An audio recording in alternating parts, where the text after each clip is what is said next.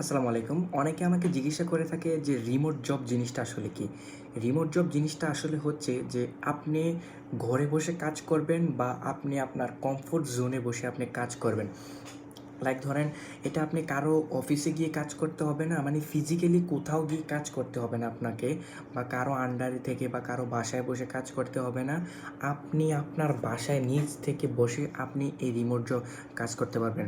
যদি আপনি কোনো কাজকে লাইক আপনি যদি কোনো কাজ নিয়ে থাকেন বা ডেডলাইনের আগে এটা সাবমিট করতে পারেন, মানে শেষ দিনের আগে আপনি শেষ দিনের সময় আপনি কাজটা সাবমিট করতে পারেন, ওইটাকেই মূলত রিমোট জব হিসেবে গণ্য করা হবে বা ওইটাকেই রিমোট জব হিসেবে বলা হয়।